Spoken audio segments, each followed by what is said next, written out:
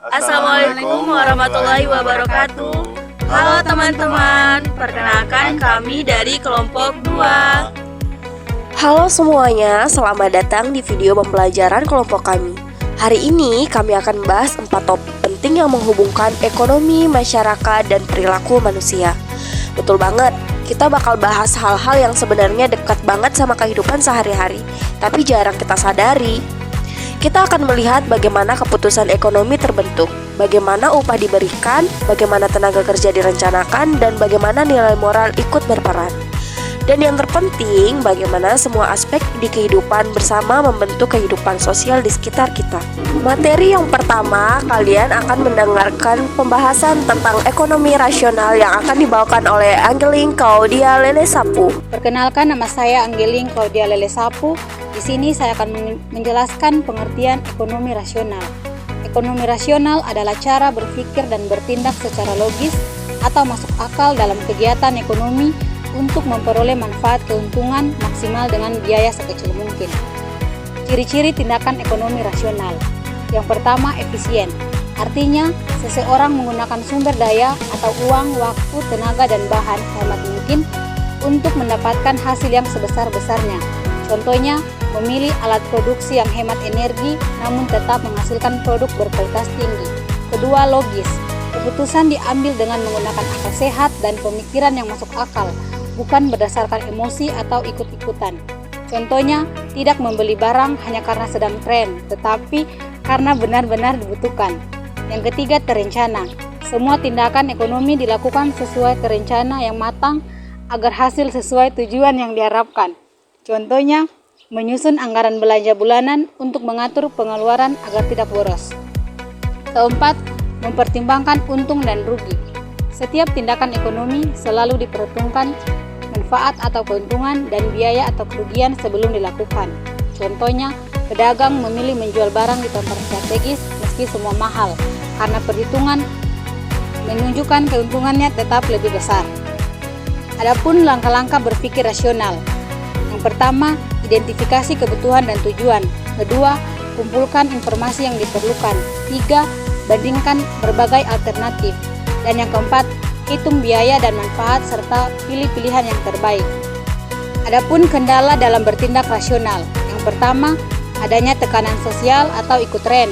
Kedua, pengaruh emosi dan iklan. Yang ketiga, kurangnya informasi. Dan yang keempat, terbatasnya waktu dan sumber daya. Contoh tindakan ekonomi rasional. 1. Petani memilih menanam padi dibandingkan tanaman lainnya karena harga jual yang tinggi. Kedua, konsumen membeli barang-barang berkualitas dengan harga terjangkau. Yang ketiga, produsen menggunakan mesin modern agar kegiatan produksi bisa berjalan efektif dan efisien. Dan yang keempat, pemerintah membuat kebijakan subsidi tepat sasaran untuk rakyat miskin. Nah, kalian udah dengarkan pembahasan tentang ekonomi rasional yang telah dibawakan oleh Anggeling. Sekarang kalian akan dituntun oleh Arif yang akan membahas tentang kajian sosiologi dalam pengupahan. Halo teman-teman, perkenalkan nama saya Muhammad Arif. Kali ini saya akan membahas tentang kajian sosiologi dalam pengupahan. Jadi, pengupahan itu nggak cuma soal ekonomi atau uang, tetapi juga soal keadilan dan hubungan sosial antara pekerja dan pengusaha. Dari sudut pandang sosiologi, upah bisa menunjukkan posisi sosial seseorang dan bagaimana kepuasaan bekerja di dunia kerja. Menurut Undang-Undang Nomor 13 Tahun 2003, upah adalah hak pekerja yang diterima sebagai imbalan atas pekerjaan. Tetapi, menurut Karl Marx, sistem upah seringkali menunjukkan ketimbangan antara pemilik modal dan pekerja. Sosiologi juga menjelaskan bahwa besar upah bisa berpengaruh banyak hal seperti pendidikan, pengalaman kerja, jenis kelamin, dan nilai-nilai budaya di masyarakat. Misalnya ada perbedaan upah antara laki-laki dan perempuan, antara sektor formal dan informal.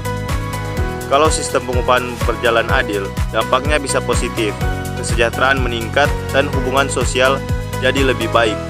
Tetapi, kalau nggak adil bisa muncul ketimbangan, konflik, bahkan eksploitasi tenaga kerja.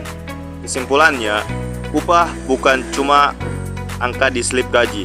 Ia juga mencerminkan keadilan sosial dan hubungan kekuasaan di masyarakat. Karena itu, penting bagi kita semua, pemerintah, pengusaha, dan pekerja untuk bersama-sama menciptakan sistem pengupahan yang adil dan manusiawi. Setelah menyimak materi tentang kajian sosiologi dalam pengupahan, kali ini kalian akan dituntun oleh Arif yang akan membahas tentang kajian sosiologi dalam tenaga kerja. Kali ini saya akan menjelaskan materi tentang kajian sosiologi dalam perencanaan tenaga kerja. Pengertiannya, kajian sosiologi dalam perencanaan tenaga kerja meneliti hubungan masyarakat dan dunia kerja untuk memahami pengaruh faktor sosial, budaya, ekonomi, dan pendidikan terhadap tenaga kerja dengan pandangan bahwa tenaga kerja adalah sumber utama kekayaan dan produktivitas bangsa. Manfaatnya adalah 1.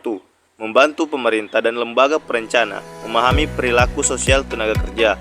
2. Meningkatkan partisipasi masyarakat dalam program ketenagakerjaan. 3. Mengurangi pengangguran struktural melalui pemahaman faktor sosial yang mempengaruhi penyerapan tenaga kerja. Tujuannya adalah 1. Mengetahui hubungan antara struktur sosial dan kesempatan kerja. 2. Memahami pengaruh pendidikan, budaya, dan kelas sosial terhadap pilihan pekerjaan.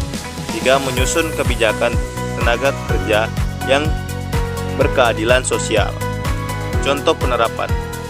Analisis sosial digunakan untuk merancang pelatihan kerja yang tepat, mendorong kesetaraan gender, dan mengatasi pengangguran akibat urbanisasi. Setelah menyimak 3 materi tadi, kali ini saya akan membahas tentang kajian sosiologi dalam ekonomi moral. Apa sih itu ekonomi moral? Jadi, ekonomi moral atau moral ekonomik adalah pendekatan yang menekankan bahwa aktivitas ekonomi tidak hanya didorong oleh nasionalitas material, tetapi juga oleh nilai moral dan moralitas masyarakat. Contoh penerapan ekonomi moral. Yang pertama, koperasi dan ekonomi gotong royong, menekankan nilai solidaritas bukan sekedar profit.